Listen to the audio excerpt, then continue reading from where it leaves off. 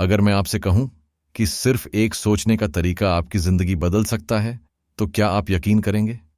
अगर एक किताब 20 साल की रिसर्च पर बनी हो, जिसने लाखों लोगों को गरीबी से अमीरी तक पहुंचाया हो, तो क्या आप उसे पूरा सुनना चाहेंगे?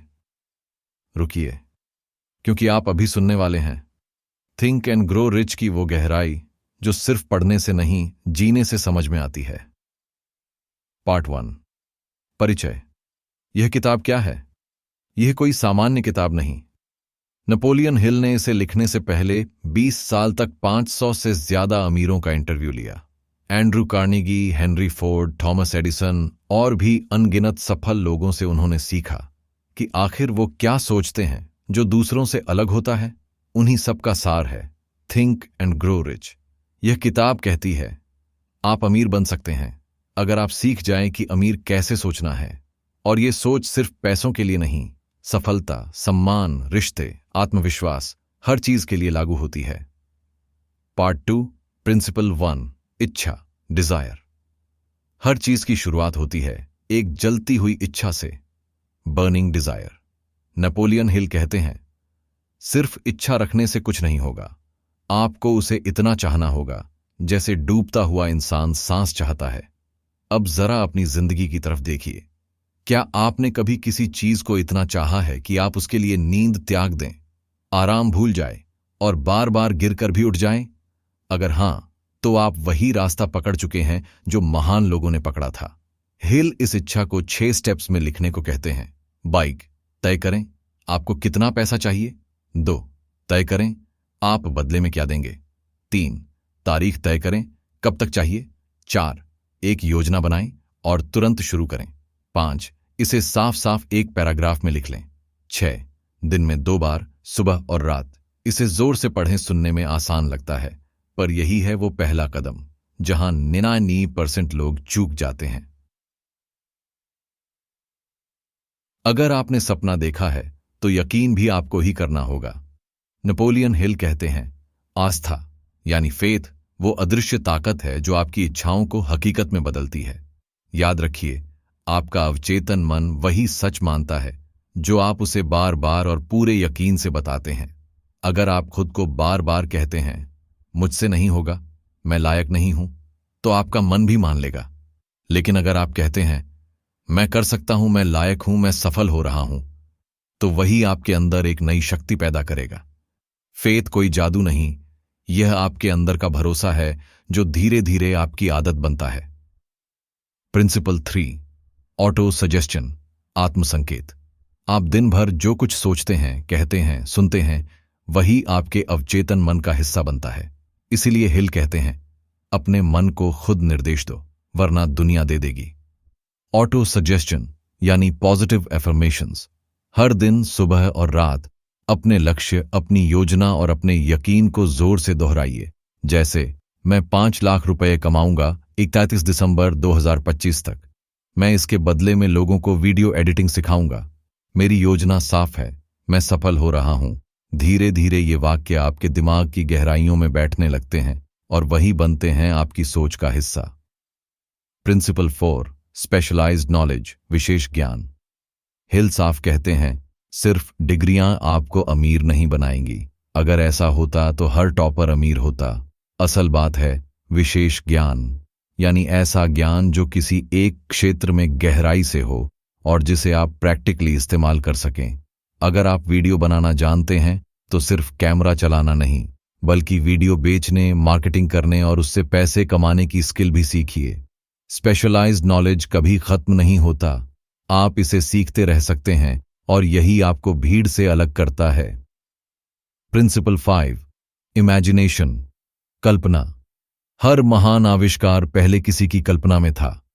हेनरी फोर्ड ने कार का सपना देखा, राइट ब्रदर्स ने उड़ने का सपना देखा, और आपने भी कुछ ना कुछ जरूर सोचा होगा जो आज भी सिर्फ कल्पना में है। नेपोलियन हिल 2 तरह की कल्पना की बात करते हैं। बाग, सृजनात्मक कल्पना, क्रिएटिव इमेजिनेशन, नए विचार, नई चीजें। 2. सार्थक कल्पना, सिंथेटिक इमेजिनेशन। पुराने आइडियाज को नए तरीके से जोड़ना। आपको अपनी कल्पना को एक्शन से जोड़ना होगा, तभी वो सपने हकीकत बनेंगे। प्रिंसिपल 6। ऑर्गेनाइज्ड प्लानिंग, योजना। अगर इच्छा इंजन है तो योजना उसका नक्शा है। सिर्फ सोचने से कुछ नहीं होगा, आपको कदम दर कदम योजना बनानी होगी।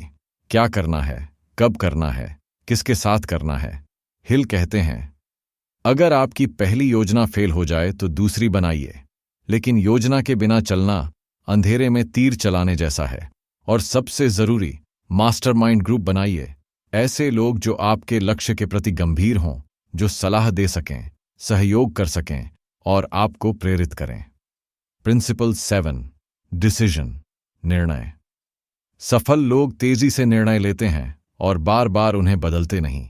हिल ने 25,000 असफल लोगों का विश्लेषण किया और पाया कि उनमें से ज्यादातर निर्णय लेने में ढीले थे।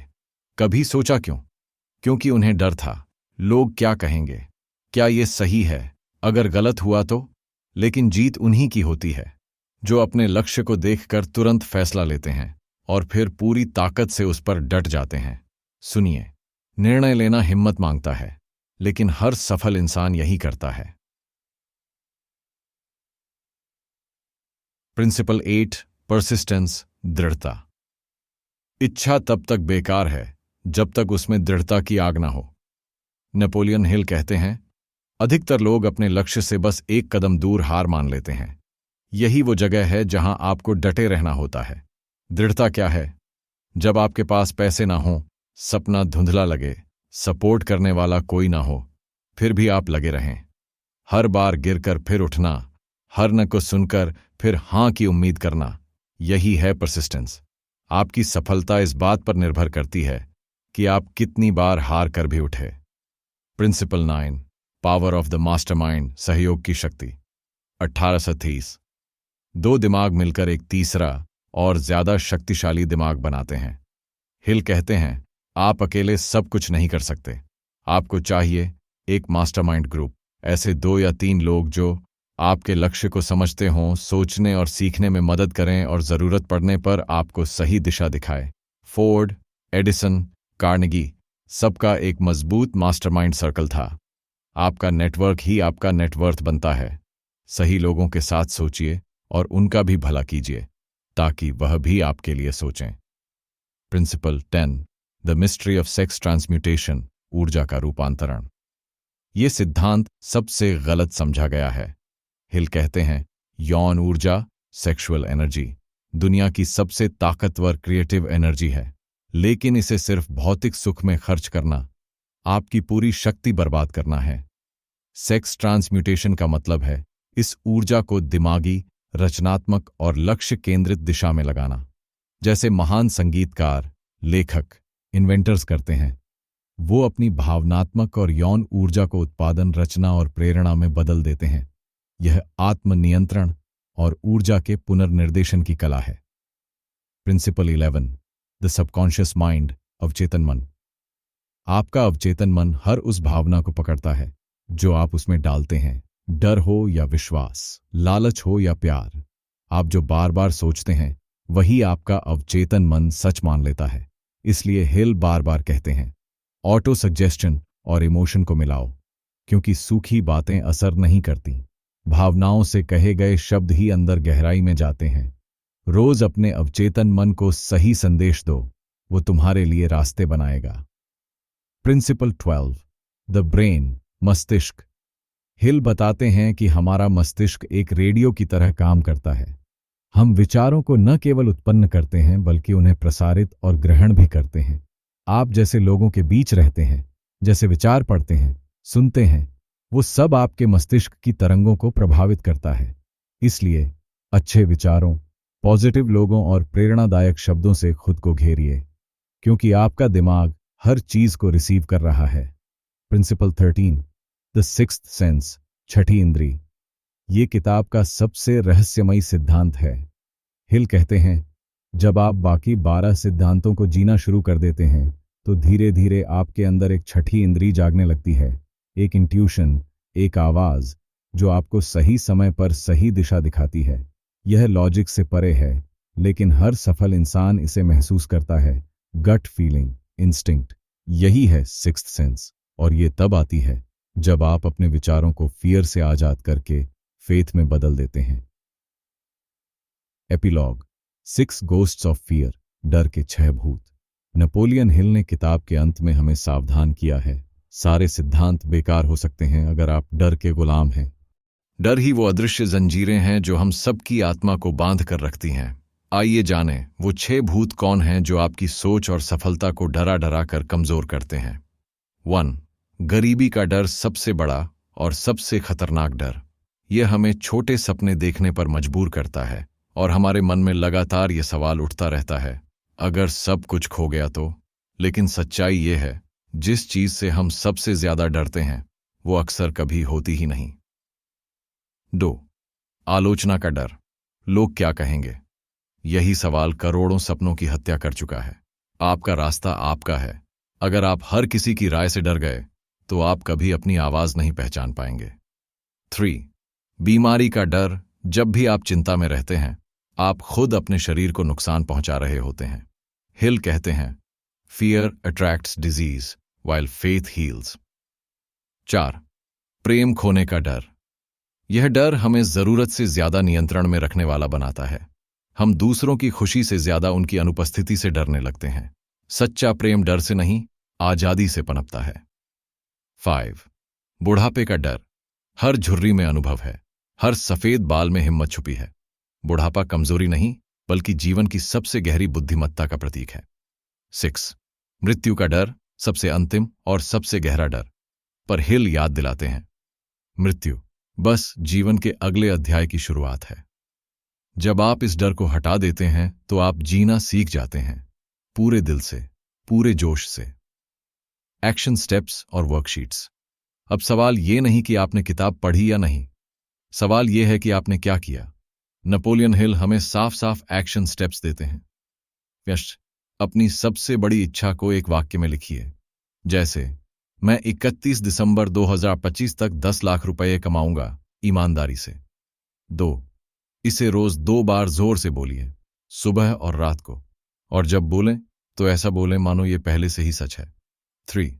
एक साफ योजना बनाइए और उसे अभी शुरू कीजिए, चाहे वो अधूरी ही क्यों ना हो, क्योंकि याद रखिए, कोई योजना 100% पूरी नहीं होती, पर एक्शन लेना जरूरी होता है। 4. मास्टरमाइंड ग्रुप बनाइए, 2-3 भरोसेमंद लोग जिनके साथ आप सीख सकें। हर सप्ताह उनसे बात करें, विचार साझा करें और अकाउंटेबिलिटी तय करें। 5.